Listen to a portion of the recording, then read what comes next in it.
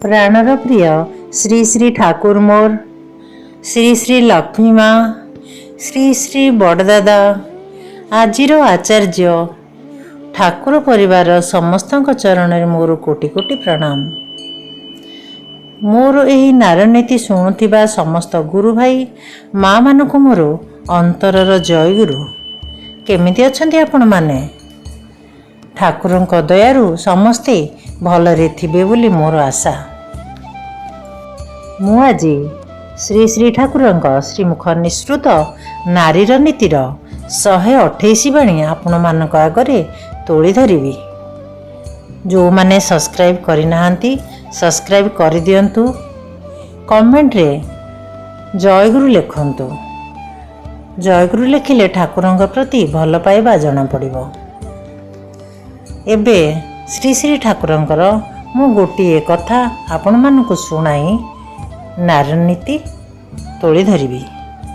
मर्यादा पुरुष श्रीराम और भक्त हनुमान विषय रे ठाकुर कौन कहिछंती सुनंतु।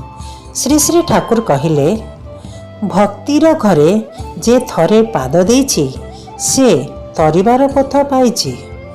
रामचंद्र स्वयं भगवान, से तांकर समस्त जीवन देई देखाइले पितृभक्ति काहाकू कहंती।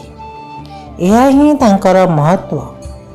एहीपरि एकाग्र निष्ठा बलरे मनीष असंभव को संभव कर दे पारे।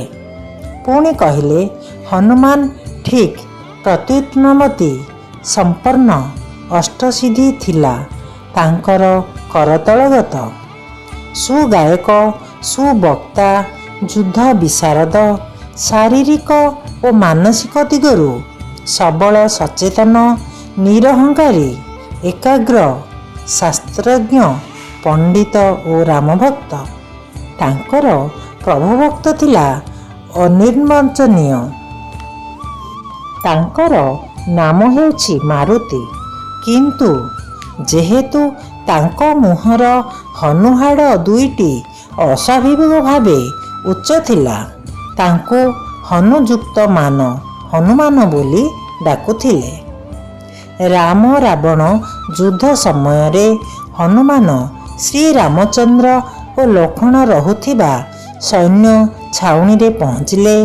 देखिले श्री रामचंद्र लहुलोतकरे मुंडरे हाथ देई विलाप करि चलिछंती। काहा पई युद्ध करिबी? ए बन को आसी पिता को हराइली, लक्ष्मण परी अतुलनीय भाई को हराइली, तेणु आउ युद्ध करी मोते कौन मिलिब?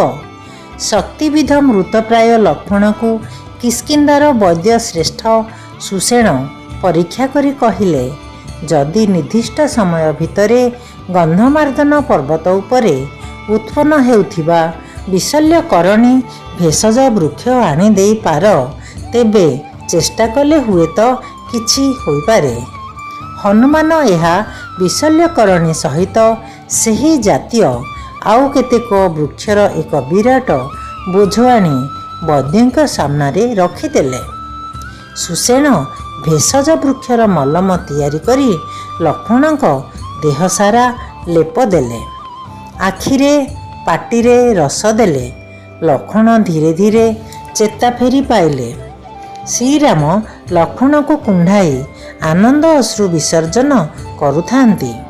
श्रीरामଙ୍କ मुहरे हस देखी हनुमान कहिले, आपण रणक्लांत मुहरे हस टिके देखी मोर समस्त क्लांति दूर होइगला। हनुमानଙ୍କର एकमात्र लक्ष्य थिला प्रभुଙ୍କ मुहरे हस फुटाइबा, तांकु खुशी करिबा, आनंद देबा। श्रीराम एथिपाई तांकु कौनसी निर्देश देई नथिले। हनुमान जानिथिले केउथिरे प्रभुଙ୍କ आनंद ओ संतोष आउ ताहा ही करुथिले। तांकर एकमात्र उद्देश्य थिला इष्ट स्वार्थ प्रतिष्ठा।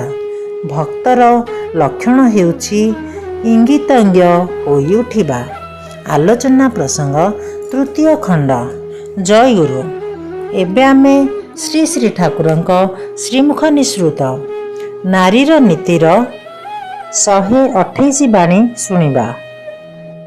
ନାରୀର ନୀତି 128 ବାଣୀ। ଦରିଦ୍ରତାର ମୂଷା ହେବ। ଆତ୍ମମ୍ଭରିତା, ଆଳସ୍ୟ, ଅବିଶ୍ୱାସ ଓ ଅକୃତଜ୍ଞତା ଏମାନେ ଦାରିଦ୍ରତାର ମୂଷା ହେବ। ଏମାନେ ଥିଲେ ଦରିଦ୍ରତା ଖୁସ୍ ମେଜାଜରେ ବସବାସ କରିପାରେ। ବାଣୀ ସଂଖ୍ୟା 128। ପୁଣି ଥରେ। ଦରିଦ୍ରତାର ମୂଷା ହେବ।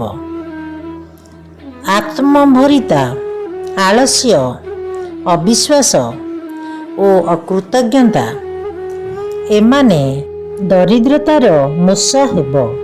ଏମାନେ ଥିଲେ ଦରିଦ୍ରତା ଖୁସ୍ ମେଜାଜରେ ବସବାସ କରିପାରେ। ବାଣୀ ସଂଖ୍ୟା 128। ଜୟ ଗୁରୁ।